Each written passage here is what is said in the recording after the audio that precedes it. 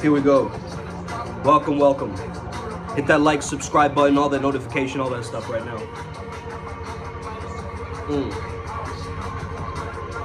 Welcome. Welcome to the Flow State Dojo. I am your sage in the. I'm your sage here to teach you about some very interesting things. Okay, I might be looking down here because I have some notes to keep track of.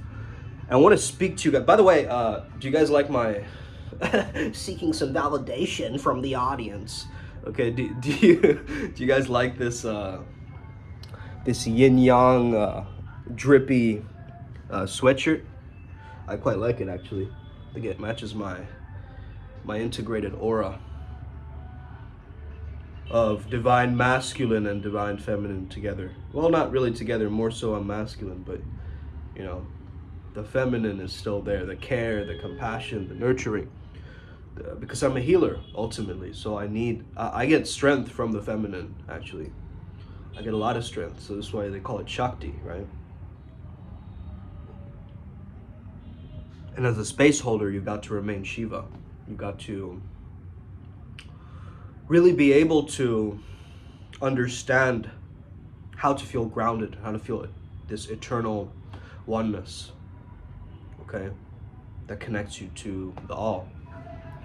So anyway, let's get started, man.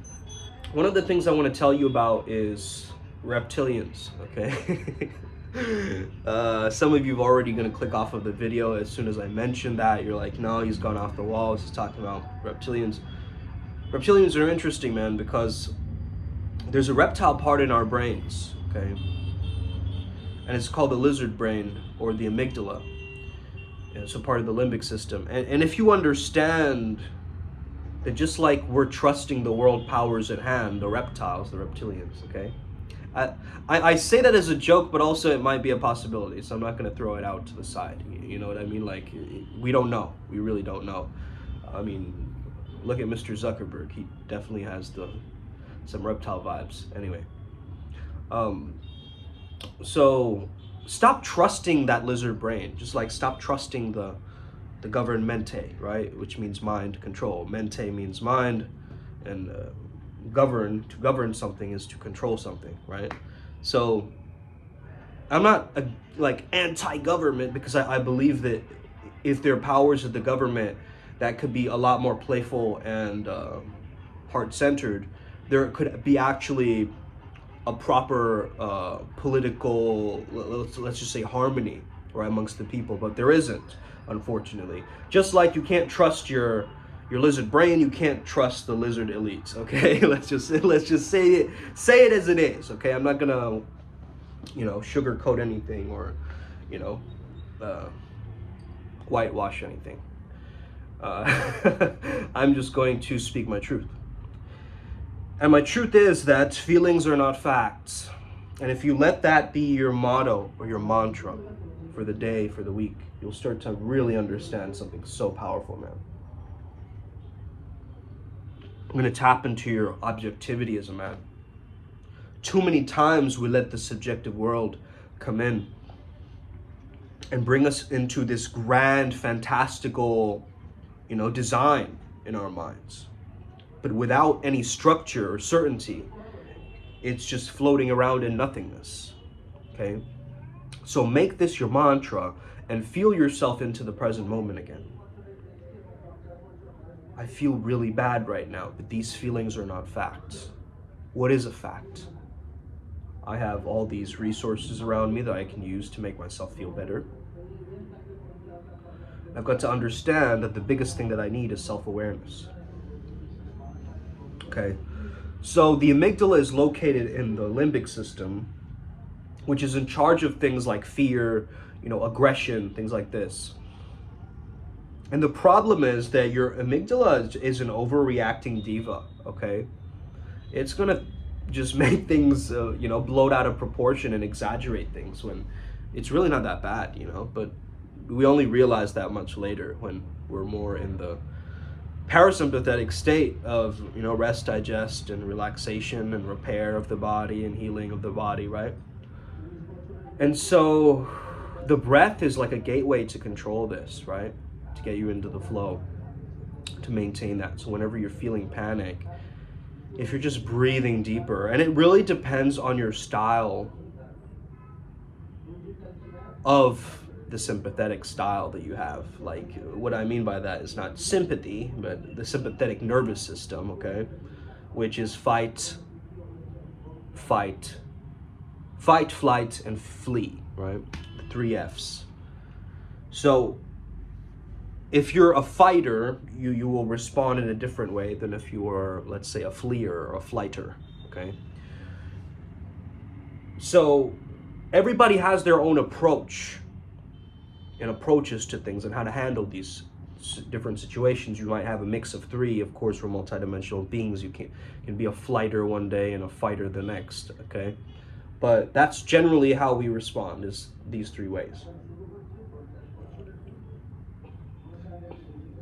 So one of the ways that I would recommend is put a hand over your left side of your brain and your prefrontal cortex area. And you just kind of bring attention to that. You can tap like this. But just by doing that will bring you the activation of the logic, right? The center of logic in your brain will come on. And you'll be less emotional, right? In your emotions, and you're letting your emotions kind of drown you, in a sense. So this is a very useful technique to kind of bring you down into reality from that scattered mind. And your self-awareness basically just means training yourself to be present to the moment, okay? Training yourself to have presence as a quality. And once you can bring yourself from the past or the future in your thinking to the now and what's going on in front of you, you will find that a lot of your mindfulness saves you, okay, in certain situations which could have been a lot worse.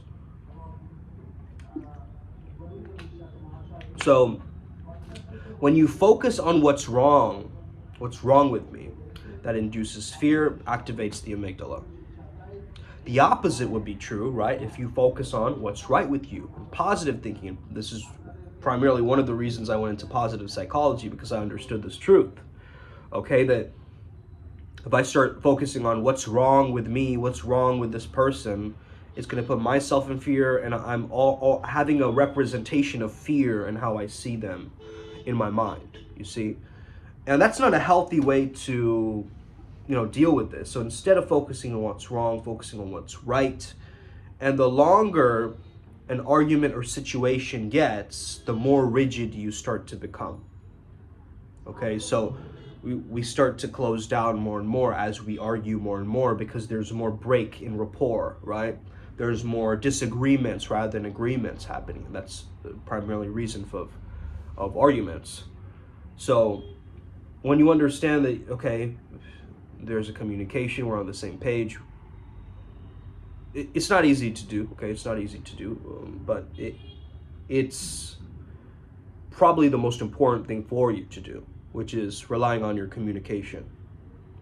And you can change your communication immediately. You don't need to wait like a week to do that or do a course. You can just literally, if you're rude, you can start being polite, as my mentor AZD says in one of his videos. I just heard him say that. And, the longer you're stretching this out, the worse it's going to get, in a sense. So you might as well rip off the Band-Aid and, deal with the situation right now instead of hyperextending it or freezing through that state, Basically, the freeze mode is like when you're trying to lay low, and like whatever danger is kind of just going to pass you by, and you're just in that analysis paralysis, thinking about it rather than actually resolving the issue. Again, if you're a fighter, I get that understanding of like you want to be right. Completely valid, okay? I get it. But at the same time, you got to understand that your tough exterior that you're showing as a fighter, you got to understand that there's a genuine bond within you, right? That wants you to connect, join hands with others, and connect to others, okay? Ultimately. You can deny that.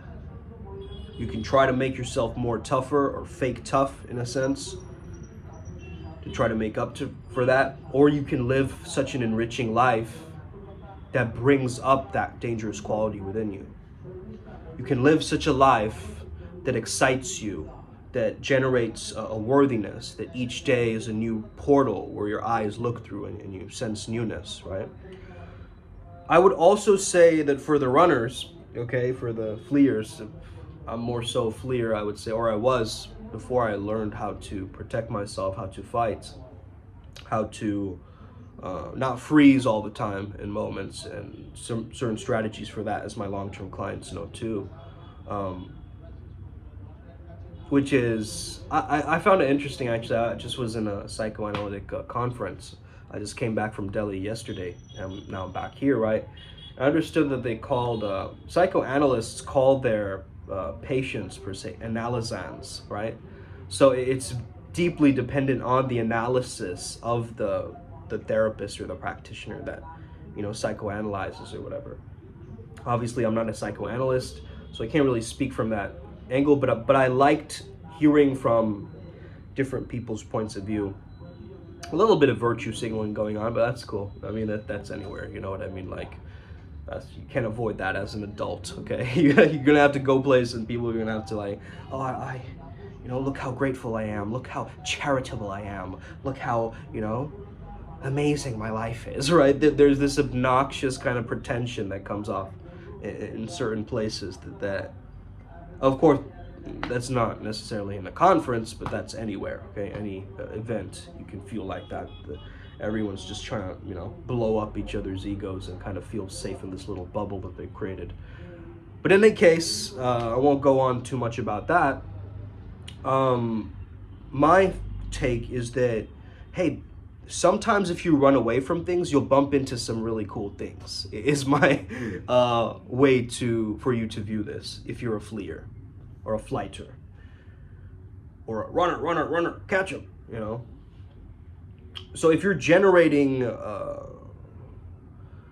if you're afraid of different things and you're running away from things, not all of these things are negative, If you have a willingness to find new things or novelty, sometimes as a flighter, or let's call you guys jumpers, right? Like jumping, or looper. Oh, these movies, right? Jumper, looper, okay? They need a runner. There probably is Maze Runner, right? Glitcher. That's going to be the next one. I can already tell, okay? Jumper, looper, super duper, okay? So most of psychology, think that this is a symptom. This is a symptom of something greater. This is a symptom. I think the symptom is important, but be very critical of all the thoughts that they're coming up in your mind. Would be the first way to go about this, is to gain that solid sense of mindfulness, right? And not trusting in that lizard brain when it's telling you to like take the easy option or take the easy route. The craving, the voice of craving. You gotta catch them all like Pokemon, okay? And understand the Pokemon that you keep, you can catch them and then let them go, right? That's the point of most of these thoughts. But let's say you have a really nice thought that you want to cherish and make a thought form. That's like you gaining control of that Pokemon by, feeding it, nurturing it, and then having it evolve over time, because that's what Pokemon do, right? They evolve. So once you can, oh man, I hope I don't get copyright striked for this person just playing music. I swear, man, all of January so far have just been people partying. Like, what are you guys doing? Like, why aren't you adding value like this? Like, not to be judgmental, because I don't like that attitude either of like, oh, you have to do this or you have to be like this. No, man, but let's move on with our lives. Like, Janus, the god of doorways, would want you to have your life be a celebration, a 31st night. And you don't necessarily need like an environment, group of people, alcohol, you know, all of this blaring noise to have fun. You can make your life fun, right? Just in general, by you living and being in an upbeat state, and you generating that, and you having the sense of you being a creator, because you need to create it. You need to create your positivity. It's not just going to be the norm, that it just shows up, right? Accidentally slips and knocks on your door. Okay? Oh, man, positivity! It's created, okay? So that's the thing. If you deviate from your brain's plan, the lizard brain, you will start to notice that I'm getting the power back slowly. I'm starting to actually be in the driver's seat again. I'm the one with the joystick controlling this video game of life. I'm the one who's taking responsibility in how I respond or spend the use of my time. Right? I'm very aware of how I use my time. I'm not gonna give it away so freely. Okay?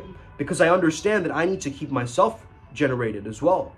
Otherwise, how can I, help all these people who asked for my help?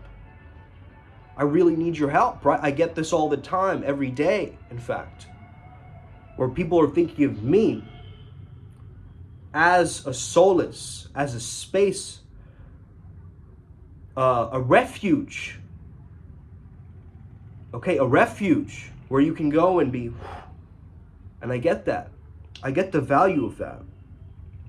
And you got to hold yourself accountable, right? On a piece of paper, just all the things that are coming into your mind. If you're really sad or depressed or anxious right now, just get into the habit of journaling. Even if you don't like journaling by hand, you can just record your own voice, like, like you're an astronaut up in space, right? Experiencing this bogus mental illness that you're going through, right? And just like, day one, oh, it's shitty again, or whatever. But then looking back at that, like, you will now have a resource and like a place where you know where your mind goes to, right? And by doing that, you can also speak directly to your audience, okay?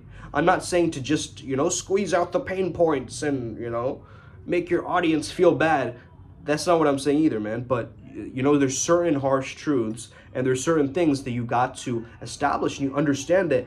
How can I speak to some of you guys with such tough love if I haven't been there myself? You get what I'm saying?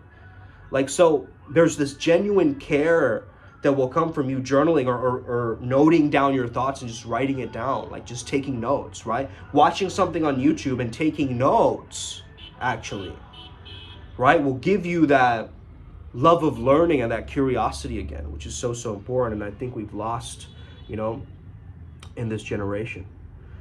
So, yeah, I mean, that's a priceless piece of advice. So, use it and start your day off by doing something that you just dislike. Eat the frog, as Brian Tracy would say. Just do that thing that's so annoying to do. And then once you do that, you'll get like some self-esteem points or like accomplishment points, or like, whoa, I can't believe I just did that. They'll put you into a good spike of positive emotion as you start your day off. Like, while all these videos, they tell you to like, clean your room or whatever, clean your bed. Like, it doesn't need to be that specific, right? It can be like you deciding, like waking up and then drinking water. Simple, right? Some of you are like, why are you drinking from that plastic water bottle? Buy yourself a nice jug or a jar, okay, a mason jar where you can drink your water from. Okay, I'll consider it. How about that? Okay, have an incredible day. May the flow be with you and stay legendary. Stay in touch as well. You already know what to do. Primal Sutra Facebook group. We have a Facebook group. Go join it, okay, ASAP, because we're going to be posting a lot of great free content on there. Let's go.